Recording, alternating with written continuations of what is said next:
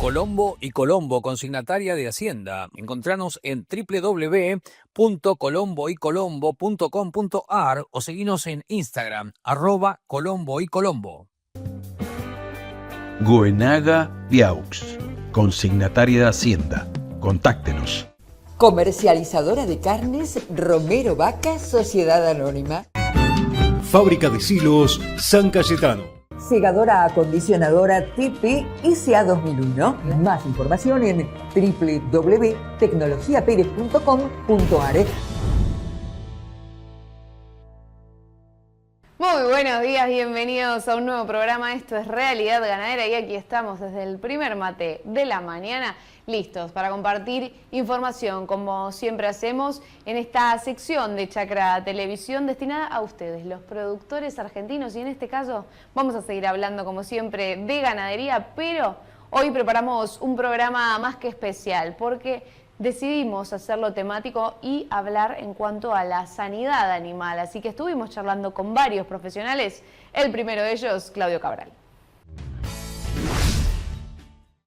Hay dos tipos de uso de antibióticos. Uno es el antibiótico terapéutico, o sea, usado. Hay un animal enfermo, entonces lo ideal sería que con la prescripción veterinaria se le instale la terapia adecuada con un antibiótico terapéutico para eso. Lo mismo que en humanos, ¿eh? Pero en los animales ha habido una práctica que apareció después de la Segunda Guerra Mundial, cuando aumentó notablemente la demanda de proteína animal. Entonces fue necesario aumentar la intensificación de la producción. Por lo tanto, se le cambió la dieta, fueron dietas mucho más concentradas en nutrientes, animales con mayor cantidad de animales por unidad de superficie, o sea, se intensificó la producción. Hablamos de tanto la producción aviar como la producción porcina, la producción bovina, la acuacultura. Todas esas producciones incrementaron su intensidad de producción, entonces se incrementó la producción de proteína animal. Eso trajo aparejado esa intensificación la aparición de problemas metabólicos, o sea, mayor patologías metabólicas, digestivas y demás respiratorias en los animales, y alguien con un criterio epidemiológico se dio cuenta que introduciendo antibióticos a baja dosis todos los días en el alimento de los animales, esos problemas disminuían y por lo tanto la producción se incrementaba. Así nació el uso en animales de los antibióticos promotores de crecimiento, que los que estamos en este tema decimos que son los que no se deberían usar más en la producción agropecuaria, en la producción pecuaria. Es decir, esos antibióticos promotores de crecimiento son antibióticos a baja dosis todos los días en los animales, son, digamos, dentro de la producción animal, son los responsables de generar, o sea, corresponsables con todas las otras causas que te describí antes, de generar este problema de la resistencia a los antimicrobianos. ¿Y esto qué relación tiene con las vacunas que se colocan generalmente a los animales? No, las vacunas son un aliado muy bueno. La vacuna, es decir, inmunizar animales para prevenir enfermedades, son el aliado ideal y se debería usar cada vez más cantidad de vacunas y cada vez de mejor calidad para disminuir la necesidad de uso de antibióticos, ¿eh? Son el aliado ideal para los antibióticos terapéuticos. Acá el problema que estamos hablando es los antibióticos promotores de crecimiento.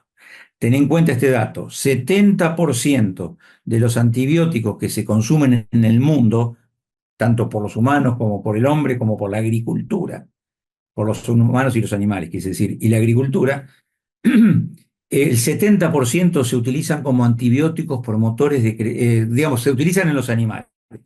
Y de ese 70%, el 70% a su vez se utiliza como promotor antibiótico de crecimiento, o sea, se utiliza a subdosis todos los días en el alimento. Entonces, eso lo que hace es generar resistencia a los antibióticos que después querramos usar como terapéuticos y nos quedemos sin herramienta. Entonces, habiendo alternativas naturales, que son muchas y que han demostrado efectividad, nosotros creemos que ya sería hora de que los antibióticos promotores de crecimiento se quitaran de la producción animal, ¿no? tratar un animal con un problema infeccioso es, digamos, no tratarlo sería no ir hacia el bienestar animal. O sea, el bienestar animal es un animal enfermo, tratarlo adecuadamente como corresponde y como se hace en el campo. Pero un animal producido con todas las normas del bienestar es un animal que va a ser claramente mucho menos susceptible a contraer enfermedades. Eso está muy claro. El bienestar animal es un tema que en los últimos años se le viene poniendo afortunadamente mucho más foco y hay una concientización cada vez mayor respecto de ese tema. Eso está muy bueno. Eso está muy bueno. Era una transmisión vertical. ¿Qué significa vertical? Que una bacteria que por una mutación fortuita, dentro de esa población se hizo resistente a la acción de un antibiótico. Entonces, nosotros aplicamos ese antibiótico, hablemos de animales, o hablemos de hombre, o hablemos de ambiente, no importa. Aplicamos un antibiótico y ese antibiótico mata la mayor parte de las bacterias de esa especie. Pero hay una pequeña fracción dentro de esa especie que mutó y tiene justo la información para resistir a ese antibiótico. Entonces le estamos matando a todo el resto de la población, queda ella sola, sin competencia, con más comida, con más espacio, y se multiplica más fácilmente. Entonces ella le transmite esa resistencia de manera vertical a sus hijas, las hijas a sus nietas, y así es como tenemos después una población resistente a ese antibiótico. Durante muchos años se pensó que la transmisión era solo vertical.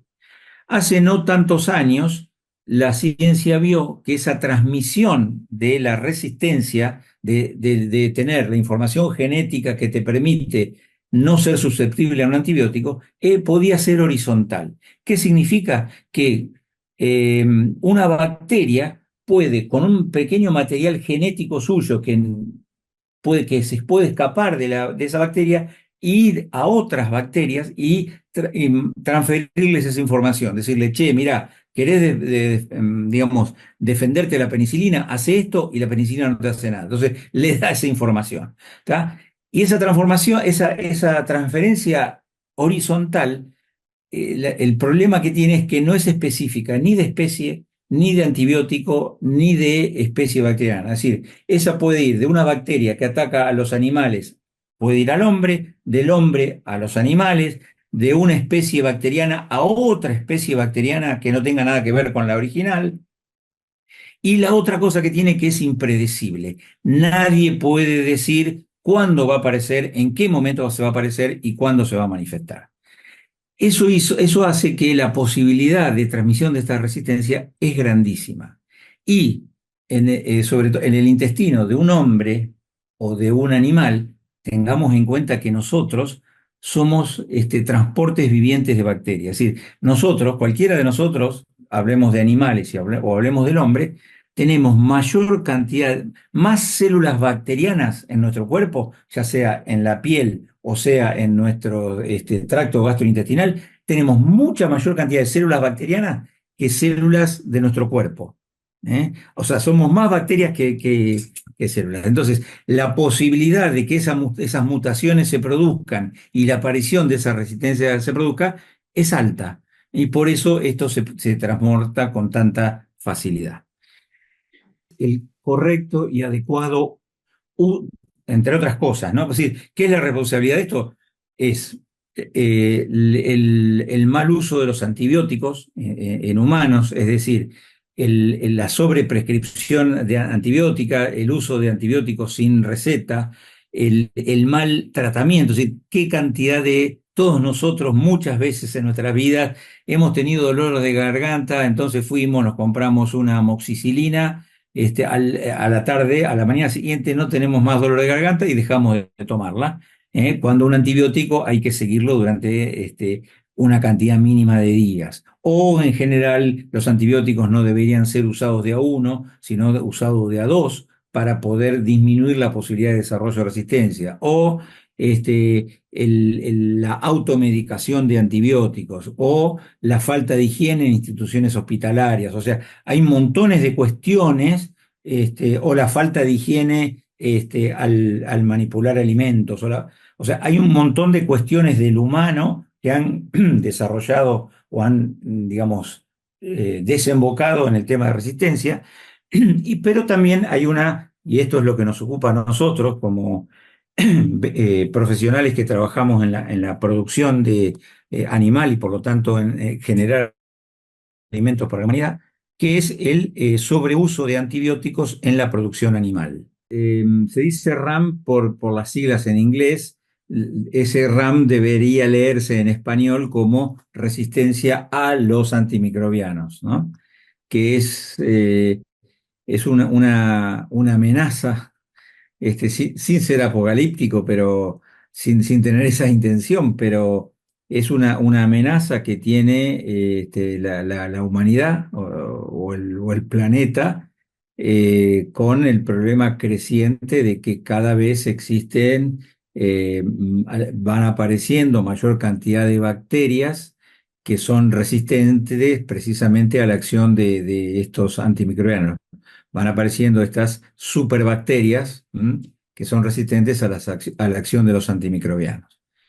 ¿Qué es la resistencia a los antimicrobianos? Es lo que decía recién, es decir, es la aparición de bacterias, pero cuando hablamos digamos, no hablamos como compartimentos estancos, el hombre, los animales y el ambiente, sino que hoy ya tanto la Organización Mundial de la Salud como la Organización Mundial de la Salud Animal, como las otras instituciones, como la Organización Internacional Panamericana de la Salud y demás, hablan de una sola salud. Es decir, el tema de salud no son compartimentos estancos, sino que cada cosa que uno haga en humanos, en animales o en el ambiente va a repercutir en los otros.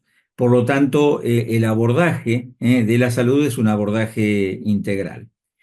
Yo creo que cualquiera de nosotros, la gente que después vea esto, va a tener claro que, o sea, seguramente todos han tenido algún conocido, algún familiar, alguien cercano, alguien no tan cercano, que ha tenido problemas o inclusive han muerto por la acción de alguna bacteria que ningún antibiótico fue efectiva para controlarlo.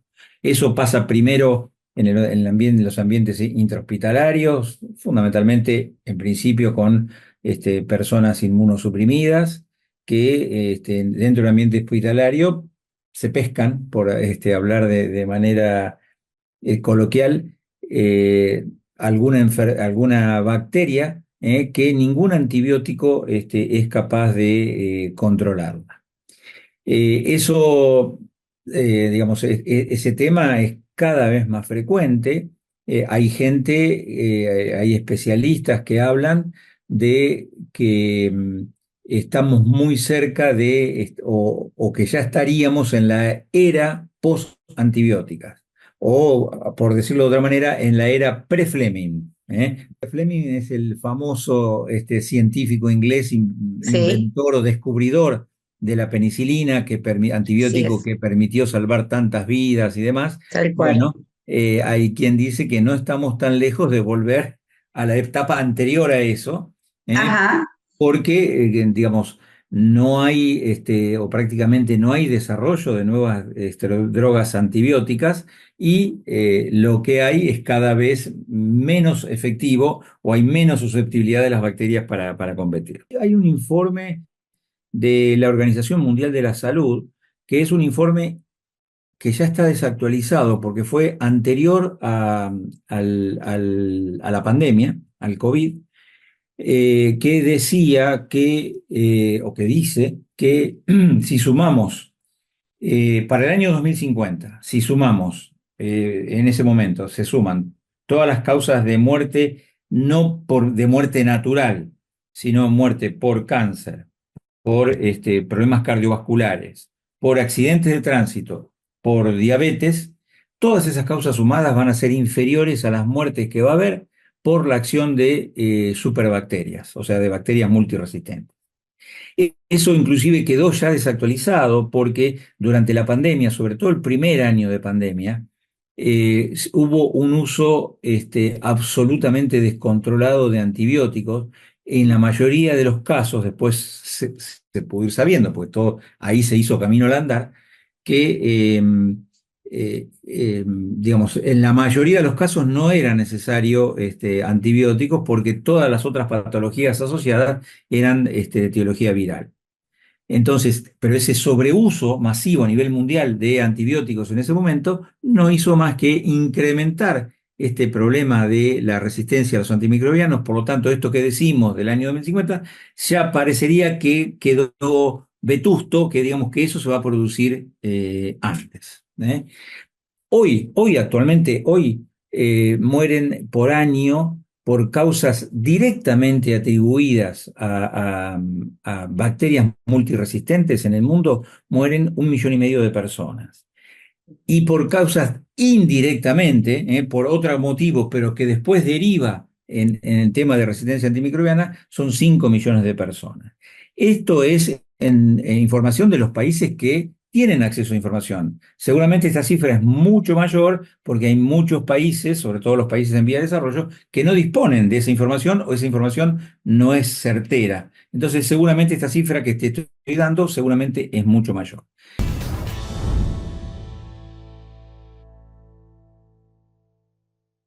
Esta era nuestra primera parte del programa, hablando justamente sobre la resistencia a los antimicrobianos y cómo esto preocupa, ¿no?, a los productores. Ahora nos vamos a la primera pausa de la mañana y ya seguimos.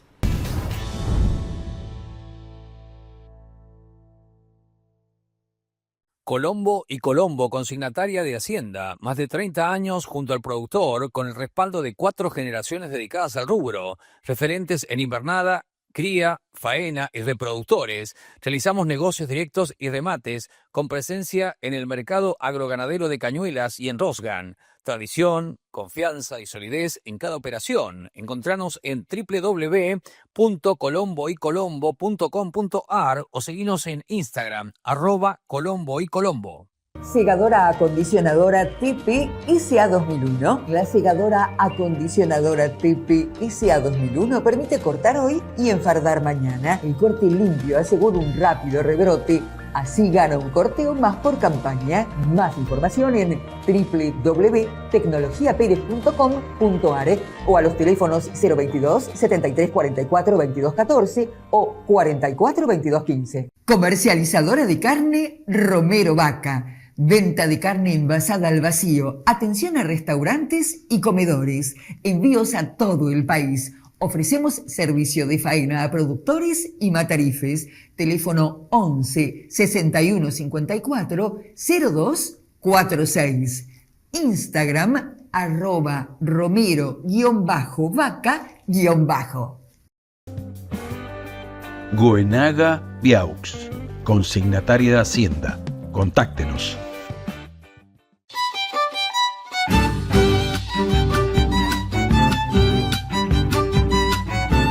Fábrica de Silos San Cayetano. Los más fuertes del mercado. Silos San Cayetano. Pesan y duran 3 veces más. Stock permanente para entrega inmediata. Contáctenos.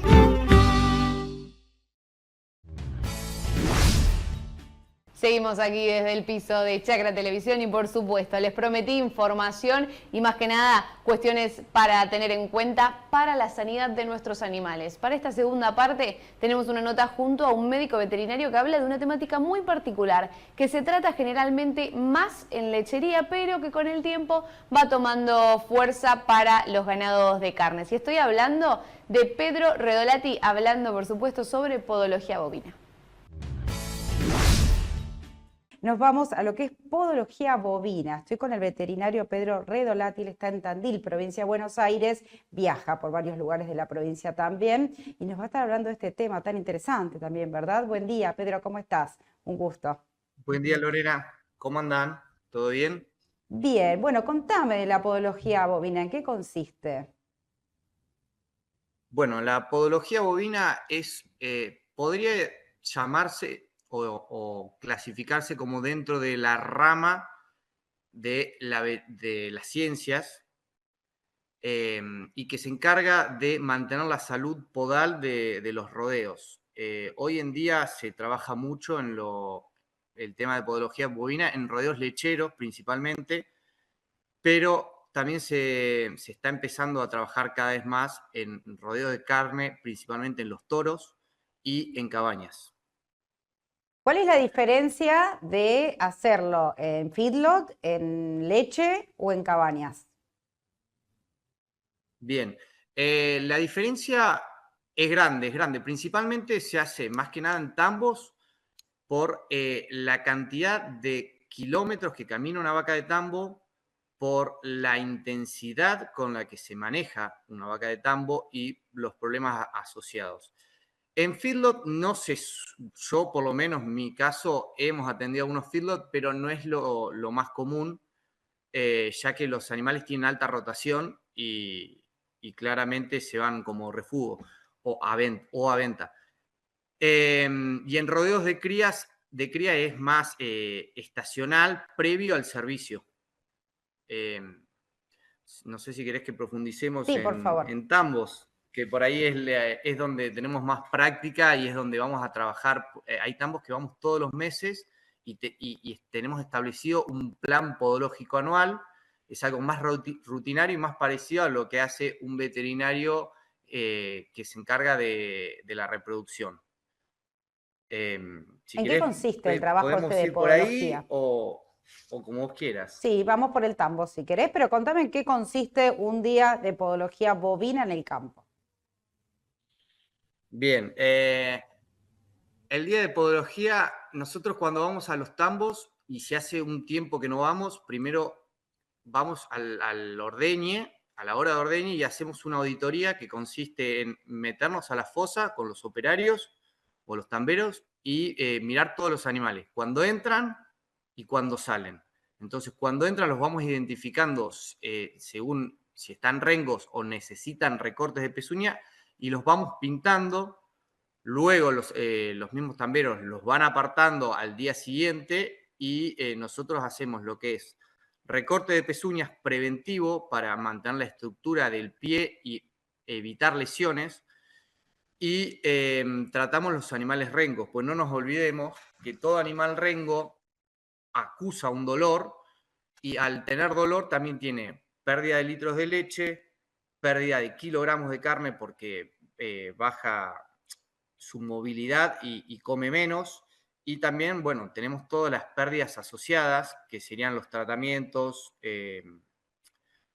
y uso de insumos. Entonces, principalmente por eso es que se le da tanta importancia a la podología bovina, básicamente por una por el bienestar del animal y otra por las pérdidas que ocasiona. Sí, supongo que como vos hablabas recién, en tambo se ven litros de leche y después en cría, si hablamos obviamente de lo que es las hembras, el índice de preñez, lo mismo con los reproductores de cabaña, supongo que esto, bueno, baja mucho la calidad de lo que pueden dar los animales. Sí. En cría principalmente, bueno, se ve afectado si un toro, o sea, no nos olvidemos que los toros son atletas sexuales y en la época de servicio ellos necesitan estar óptimos tanto de sus miembros porque necesitan saltar muchas veces y preñar la mayor cantidad de vacas posible. Un toro que ya entra más o menos o un poco rengo o manco, no puede, a los primeros días ya se amanca o se pone rengo del todo y no puede saltar más. Y eso claramente te disminuye los índices reproductivos al final. Entonces, en rodeo de cría principalmente lo que buscas es eso, tener un toro preparado y apto para que pueda desarrollar su tarea reproductiva de la manera más eficiente. Y bueno, y en tambo, como te dije, es principalmente para evitar pérdidas, tanto en leche como en kilos de carne de los animales. En cabañas es algo, en cabañas de toros, es algo más estético y que te empiezan a llamar principalmente previo a las temporadas de remate o exposición. Normalmente muchos cabañeros, ellos hacen el tema de podología y muchos otros están empezando a llamar. Nosotros este año tuvimos mucho trabajo con cabañas y bueno, y hemos realizado ese trabajo previo a las temporadas de venta, digamos.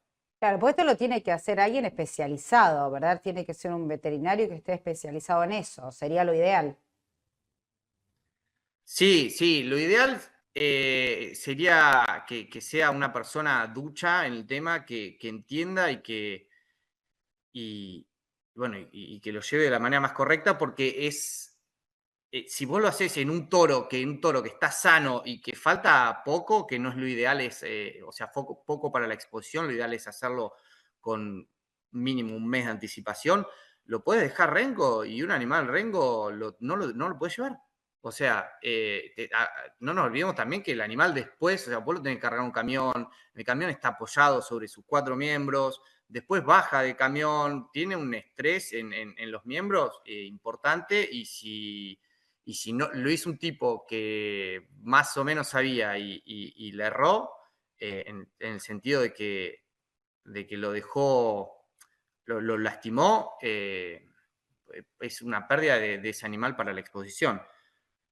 Y también hay que saber, a nosotros también esta profesión se viene creciendo porque hay mucha cantidad de animales, volviendo al tema de tambo, muchos problemas de animales rengos, que para eso también tenés que tener noción de cómo curar las lesiones. No son todas las mismas lesiones y no todas las lesiones se curan de la misma manera. Y muchas veces viene junto a colación con eso el uso de antibióticos, antiinflamatorios. Entonces tenés que tener una idea mínima. Está bien que igual la profesión esta, vos podés ser veterinario para ejercerla o podés hacer cursos, ser técnico y la podés ejercer. Y de hecho conozco técnicos con muy buen criterio y que lo saben llevar bien. Pero bueno, de a poco se busca profesionalizarse porque dentro de la carrera veterinaria vos tenés estadística, o sea, vos cuando atacás un tambo y tiene problemas, vos lo evaluás como un rodeo general y para eso la estadística te ayuda a identificar qué cantidad de animales tenés, según la lesión, la naturaleza de la lesión, cuáles son los factores de riesgo, dónde tenés que atacar para disminuir el problema. Sí, así es. Bueno, y como vos bien dijiste, ya varios productores le dan la importancia cada vez más. Si bien cada vez hay más casos, significa que cada vez hay más productores que se involucran en esto y le dan la importancia que requiere, ¿verdad?, hacer justamente esto, lo que es podología bovina. Sí. Cada vez se está dando más visibilidad. También de a poco van apareciendo cada vez más profesionales y van habiendo más cursos, se está creciendo también en la red de contactos. Hay organizaciones a nivel internacional, hay países que tienen organizaciones de podólogos en las cuales se hacen formaciones continuas, se hacen certificaciones de las personas que están dentro de esas asociaciones que saben trabajar bajo los criterios que se plantean ahí. Y de a poco se está volviendo como cualquier otra rama de la veterinaria. En rodeos lecheros, la tercer causa de pérdida económica es las patologías podales, las enfermedades podales. La primera sería reproductiva, segunda sería todo lo que es mastitis, calidad de leche, y la tercera serían las pérdidas por animales rengos, digamos, rengos o mancos. Entonces, por eso se está dando importancia. Y a medida que un tambo va tecnificando, va eficientizándose, también va buscando cubrir todos estos problemas. Entonces, por eso mismo es que los productores van avanzando. Y nosotros estamos ubicados en la cuenca Mar y Sierra de la provincia de Buenos Aires. Hay cuencas que ya lo tienen más naturalizado y hacen este trabajo que yo te hablaba de un plan podal ya rutinario. Entonces, Bien. los podólogos que se dedican a esto van todos los meses al tambo, evalúan el tambo entero y hacen recortes correctivos. O sea que acá vos tenés, si vas a trabajar un día al tambo, o sea, un día mío puede ser o ir a hacer animales rengos o mancos o ir a hacer recortes, o un mix de los dos. El recorte correctivo lo que vos buscás es prevenir las lesiones. O las lesiones que agarrás cuando vos vas a ver, vas a encontrar animales que tienen las pezuñas un poco largas y animales que están rengos iniciándose. Cuando vos lo agarrás al principio, disminuís un 50% o más las pérdidas, porque estás agarrando la lesión ni bien empieza. Entonces las podés tratar ahí y bueno, y eso es a lo que se va, a hacer más prevención. Súper interesante, Pedro, lo que me has contado, la verdad, súper claro. Bueno, y esto de la concientización, ¿verdad? De los productores, que bueno que cada vez haya más y que esto se pueda atacar, ¿verdad? Para una mejor producción de todo. Estamos hablando de carne, de leche, los reproductores de cabaña. Realmente más que interesante este tema, ¿eh? Te agradezco mucho el contacto. Bueno, perfecto, Lorena. Si tenés algo más Así para que, agregar, bueno, encantada. también para cerrar, te digo que hay, para tirar un dato más, hay animales que pierden hasta, o sea, del 3 al 40% de su producción, que no es menor. No. Así que por Número, eso ¿qué mismo número? esta profesión se va a hacer cada vez más fuerte.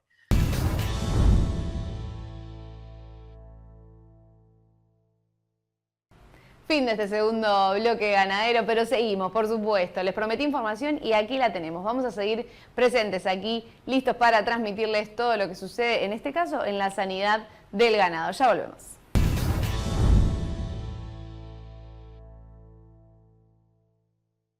Colombo y Colombo, consignataria de Hacienda, más de 30 años junto al productor, con el respaldo de 4 generaciones dedicadas al rubro, referentes en invernada, cría, faena y reproductores. Realizamos negocios directos y remates con presencia en el mercado agroganadero de Cañuelas y en Rosgan. Tradición, confianza y solidez en cada operación. Encontranos en www.colomboycolombo.com.ar o seguinos en Instagram, @colomboycolombo. Segadora acondicionadora Tipi ICA 2001. La segadora acondicionadora Tipi ICA 2001 permite cortar hoy y enfardar mañana. El corte limpio asegura un rápido rebrote. Así gana un corteo más por campaña. Más información en www.tecnologiaperez.com.ar o a los teléfonos 022 73 44 22 14 o 44 22 15. Comercializadora de carne Romero Vaca. Venta de carne envasada al vacío. Atención a restaurantes y comedores. Envíos a todo el país. Ofrecemos servicio de faena a productores y matarifes. Teléfono 11 61 54 02 46. Instagram @romero_vaca_. Goenaga Viaux, consignataria de Hacienda. Contáctenos.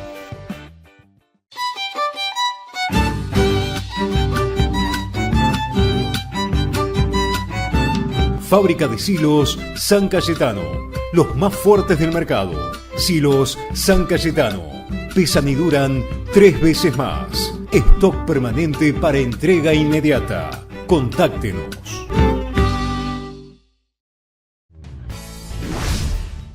Estamos de vuelta y ahora sí listos para el último bloque ganadero y ahora vamos a seguir hablando de sanidad y en este caso vamos a hablar de una enfermedad en particular y sí, estoy hablando de la brucelosis bovina que preocupa, ¿no?, seriamente a los productores por todas las respuestas que tiene o todo lo que genera en los animales. Es por eso que Camila Foster y María Belén Novoa estuvieron trabajando en ello y nos comentaban lo siguiente. Estamos en comunicación ahora vía Zoom con, como les decía recién, 2 médicas veterinarias, María Belén Novoa y Camila Foster. Ellas abordaron este tema, estuvieron en una charla muy importante y han presentado un proyecto acerca de la brucelosis bovina. ¿Cómo están? Buen día, gracias por estar del otro lado. Buenos días, Lorena. Muchas gracias por la invitación. Hola, buen día, ¿cómo estás? Muy bien, bueno, muchas gracias a ustedes porque sé que por estos días están con mucha actividad y bueno, estuvieron muy bien predispuestas para charlar conmigo hoy. Cuéntenme primero dónde está ubicado el INTA al cual ustedes pertenecen.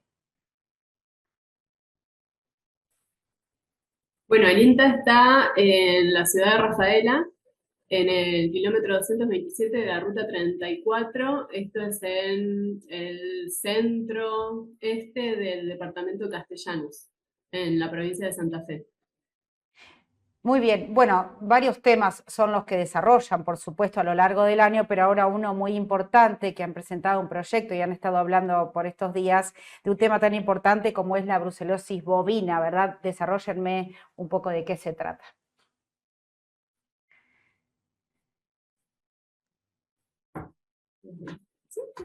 Bueno, comentarte un poco. En cuanto a la brucelosis, no sé si los oyentes estarán al tanto o no. Brucelosis es una enfermedad que es infecto contagiosa, que afecta a diferentes tipos de animales, que es causada por una bacteria denominada brucela, y en particular tiene mucha importancia en la salud pública, ya que es una bacteria zoonótica, es decir, que se transmite de los animales al hombre. ¿Sí? Principalmente por el consumo de leche sin pasteurizar o el contacto con fluidos de animales infectados, sobre todo al momento de la atención de los partos o al momento de producirse un aborto en el campo. Nosotras trabajamos con eso en diferentes líneas de trabajo que hacemos de investigación. En particular este año estuvimos haciendo un ensayo con respecto a las nuevas vacunas que están involucradas en la resolución 957 del año pasado, 2024, que fue una modificación a la resolución 67-2019 de SENASA, que es la que maneja el Plan Nacional de Control y Erradicación de la Brucelosis bovina en el país. Es impecable lo que dijiste, ¿verdad? Porque hay mucha gente que por ahí no sabe. Nosotros que estamos más en estos temas sabemos lo que es la brucelosis, pero los oyentes hay muchos por ahí que no saben del tema, así que impecable la descripción que hiciste acerca de lo que significa. Y al humano dijiste que se puede transmitir también por la piel, ¿verdad? Por lesiones en la piel. ¿Esto es grave en humanos? ¿Tiene cura? ¿Y es muy común que suceda?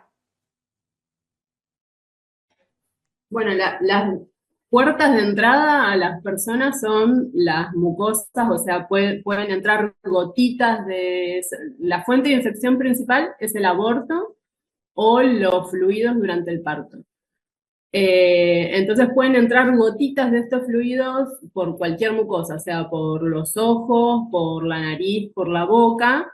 Y sí, es muy común que las personas, tal vez no sabiendo que hay brucelosis en el campo, vayan a ayudar a un parto y que no utilicen guantes. También se puede transmitir a través de la piel lastimada, si tenemos lastimaduras en las manos o tal vez en las uñas,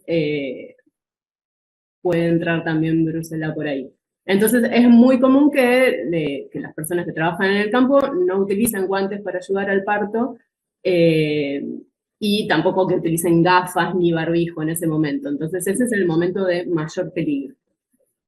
¿Esto se da en rodeos y la enfermedad, de leche? Perdón, que me preguntaste, la enfermedad en las personas, sí. En las vacas lo que causa son abortos. Y en las personas causa fiebre. Esa fiebre puede irse en un momento y luego volver. En mujeres embarazadas puede causar abortos también. Puede causar dolores articulares, dolores de columna, distintos signos y síntomas en las personas. Es una enfermedad crónica. Esto se da en rodeos de leche y rodeos de cría también, ¿verdad? Sí, en ambos. ¿Y de qué manera se da en cada puede uno? afectar en realidad, brucela es un género que tiene diferentes especies y cada especie tiene, si se quiere, predilección por una especie animal. En el caso de los bovinos es Brucella abortus, la brucela que afecta tanto a ganado de cría como a ganado lechero. Pero también hay brucelosis en los caprinos, brucelosis en los perros, hay brucelosis en los porcinos, en diferentes especies animales. Y hay algunas que son más patógenas que otras para el ser humano. Una de ellas es Brucella abortus y otra es Brucella melitensis, que es la que afecta a los caprinos. Perfecto. ¿Y cuáles son las estrategias de control que están teniendo? Bueno, como te mencionaba Lorena, hoy por hoy existe un Plan Nacional de Control y Erradicación que lleva a cabo el SENASA, que tiene diferentes medidas. Principalmente se basa en lo que es la vacunación a las terneras entre 3 y 8 meses de edad con cepa 19, que es una cepa vacunal lisa, ¿sí? Son todas vacunas a bacteria viva, por ende también las vacunas pueden afectar al ser humano, y la vacunación a las terneras es la forma de prevenir. Otra forma de prevenir es asegurarnos que estamos adquiriendo animales al momento de la compra de establecimientos que sean libres de esta enfermedad, previo a un sangrado que debemos realizar nosotros y una cuarentena antes de sumarlo al rodeo al que estamos ingresando estos animales. Otra cosa que dice el plan es que, bueno, una vez que nosotros tenemos la sospecha, cuando hacemos los muestreos, si hay un animal que da positivo, este animal tiene que ser eliminado del rodeo. Tiene que ir con destino a faena. Esos serían los lineamientos generales. Y para cada uno de los establecimientos, tanto de leche como de cría, existen formas de abordar la enfermedad que son diferentes. Si querés profundizamos. Sí, ¿cuáles, por ejemplo? Contame, por favor.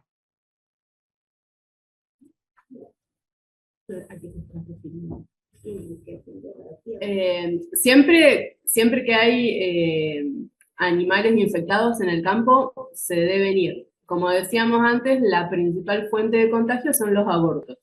Entonces, los más importantes y los que van a estar en mayor riesgo son las vacas que están preñadas y que están infectadas. Esas vacas es muy probable que aborten, o también pueden tener un parto normal y en el momento del parto también ser contagiosas. Como les decía, los fluidos del parto también son infectivos. Entonces, cuando en un rodeo de leche hacemos un sangrado y tenemos animales positivos, tenemos sí o sí que eliminar a las vacas que están preñadas e infectadas de manera urgente. Las vacas que tal vez están en pico de producción porque ya parieron, están vacías, y descubrimos en ese momento en que están vacías, que están preñadas, que están infectadas, tal vez las podemos dejar en el rodeo hasta que se sequen para poder tener esa leche y no bajar tanto la producción, pero siempre evitando que se preñen. O sea, tienen que estar aisladas de los toros y no hay que darles inseminación. Esa es una de las formas de por ahí impedir o lograr que no baje tanto la producción si tenemos que eliminar gran cantidad de animales. O sea, las vacas infectadas preñadas sí o sí se van y de manera urgente porque son la principal fuente de infección, y las vacas infectadas vacías se pueden quedar siempre vacías sin estar en contacto con toros hasta que se sequen para poder obtener esa leche. Después en el tambo, desde INTA Rafaela ofrecemos algunos métodos de muestreo que tal vez impiden que baje la producción en el momento por ahí de sangrar todos los animales, que es una maniobra que genera mucho estrés en las vacas. Entonces, una de las formas es, en vez de hacer un sangrado, tomar muestras de leche individual de esas vacas y hacer un ELISA en esa leche, una prueba de ELISA, que es una prueba que se utiliza para el diagnóstico de brucelosis, para no tener que sangrar a todos los animales. Entonces, tenemos el estatus de esos animales a través de la muestra de leche. Después, si esos animales son positivos a la muestra de leche, hay que confirmar a través de un sangrado.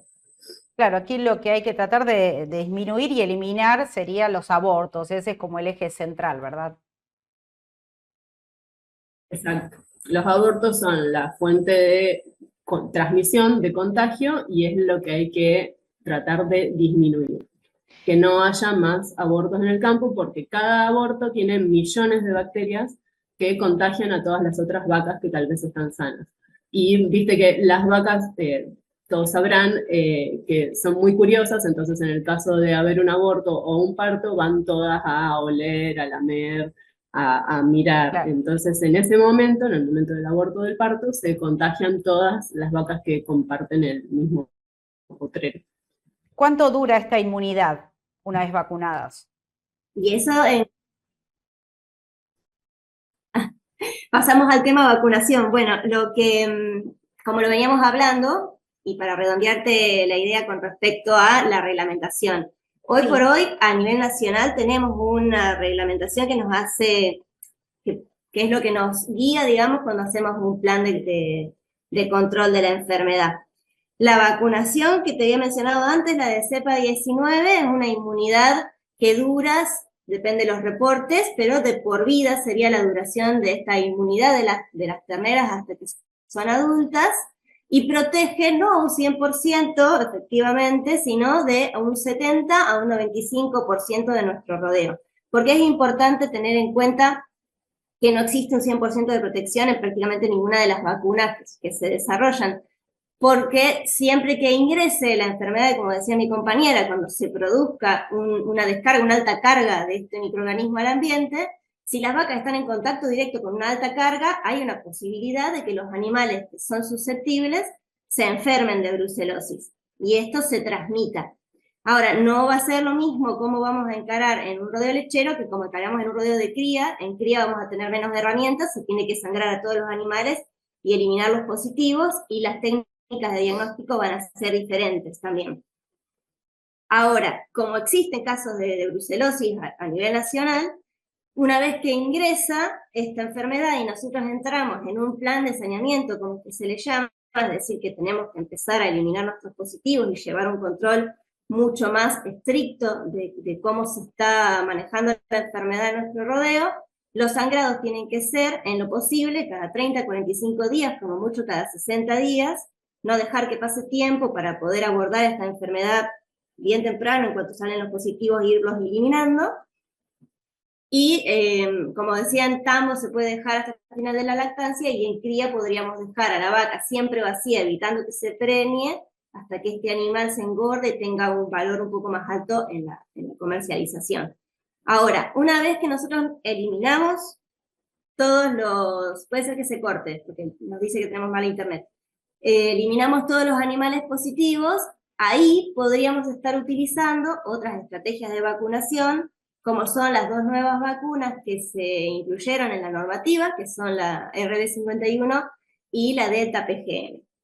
Estas dos vacunas están indicadas para su uso en animales adultos, en vacas mayores de 24 meses, que sean negativas a brucelosis, es decir, que hayan tenido un sangrado, hayan resultado negativas a las pruebas de diagnóstico, recién ahí nosotros vamos a poder vacunar. Y para poder solicitar estas vacunas, nosotros tenemos que estar como campo declarado como foco de la enfermedad frente a SENASA. Es a SENASA a quien se le piden estas vacunas. Eso para tenerlo en cuenta. Bueno, en cuanto a las diferencias entre ambas son cepas rugosas. Esto, si les interesa, lo explicamos un poco más. Contame. RB51 tiene la ventaja de que no... ¿Lorena? Sí, te escucho. Ajá, pensé que estabas preguntando algo. No, que contame, estoy muy atenta escuchando, pues es perfecta la descripción que están haciendo. Bien, bueno, RB51 es una cepa rugosa que fue desarrollada hace muchos años ya, por pasajes sucesivos en medios que tienen un antibiótico. El antibiótico que tienen es rifampicina. Entonces, la ventaja es que no cruzaría a las pruebas serológicas de rutina, pero sí es resistente a este antibiótico, que es uno de los que se utilizaría en el tratamiento de la brucelosis para humanos. Vos preguntabas al principio si hay tratamiento. Sí hay un tratamiento con antibióticos. Si uno se autoinocula la vacuna o tiene contacto con brucelas, se puede establecer un tratamiento antibiótico para evitar que esta enfermedad, como decía mi compañera, se vuelva crónica y sea una limitante también en el trabajo diario. Y como otra desventaja es que, así como en los bovinos, en nosotros tampoco por las técnicas convencionales va a dar positivo si es que tenemos una infección por RB51, por esto que te digo que es una cepa rugosa. En el caso de la Delta PGM es un desarrollo nacional, es una cepa que es un desarrollo nacional que tiene una mutación en un gen, que lo que hace es que la cadena O del lipopolisacárido, no sé si irme muy técnico. No, está perfecto, está perfecto. ¿A qué punto? Bueno, es esa cadena que es un antígeno muy importante en cuanto a las respuestas medibles por serología, porque casi todos los antígenos están desarrollados en base al LPS completo, entonces, bueno, es frente a lo cual hace la inmunidad del animal. Esa cadena O no estaría anclada al LPS, pero sí está presente. Y por eso es que en el caso de la Delta PGM, sí tenemos anticuerpos detectables en las pruebas de diagnóstico que utilizamos para poder erradicar esta enfermedad del rodeo por al menos unos 4 meses. Nosotros estamos en este momento haciendo ese estudio, acá con mi compañera.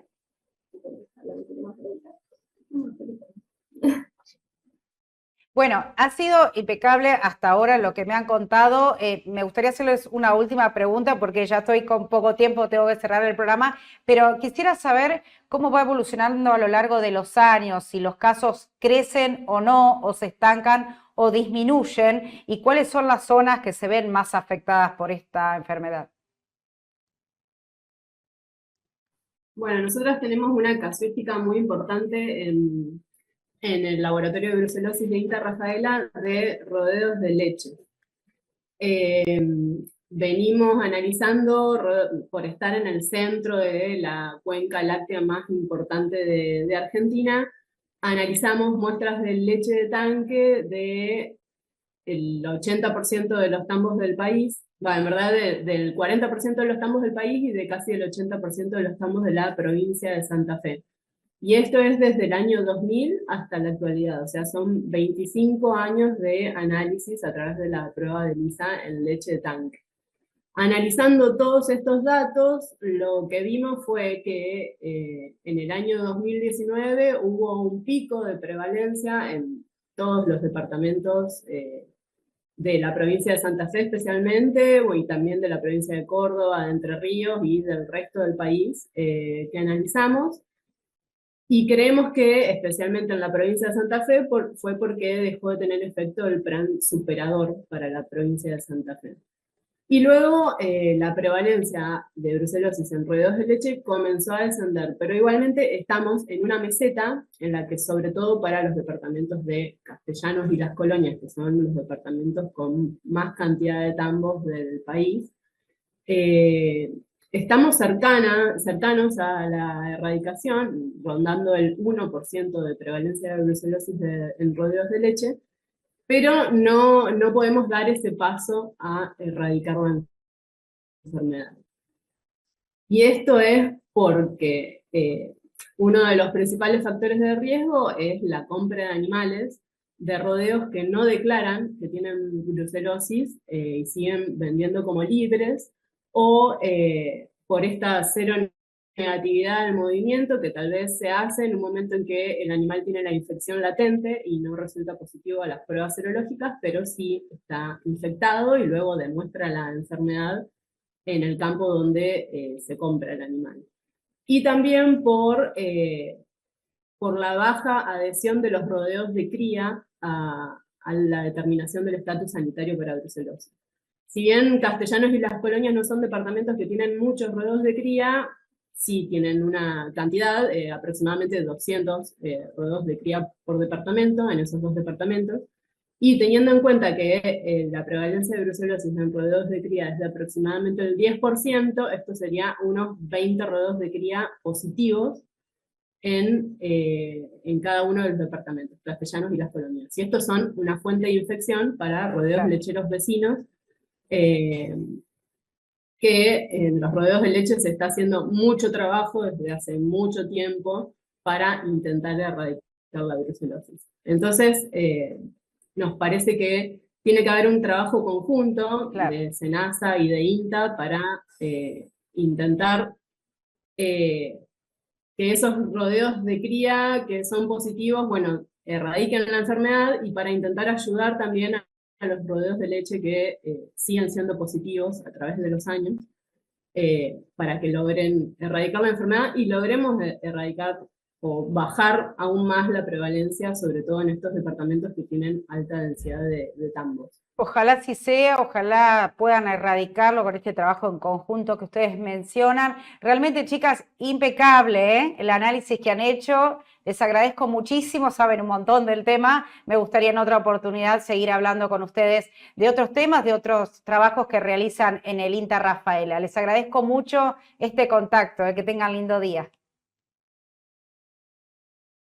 Bueno, muchas gracias, Lorena. Muchas gracias. Igualmente. Igualmente, que tengas buen día.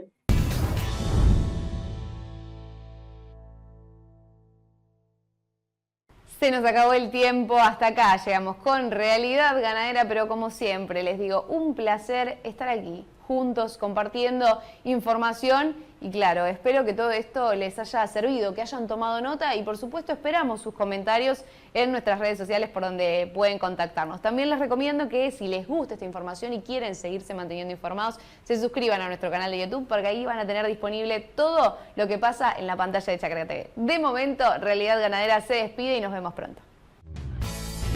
Colombo y Colombo, consignataria de Hacienda. Encontranos en www.colomboycolombo.com.ar o seguinos en Instagram, @colomboycolombo. Goenaga Viaux, consignataria de Hacienda. Contáctenos. Comercializadora de carnes Romero Vaca, Sociedad Anónima.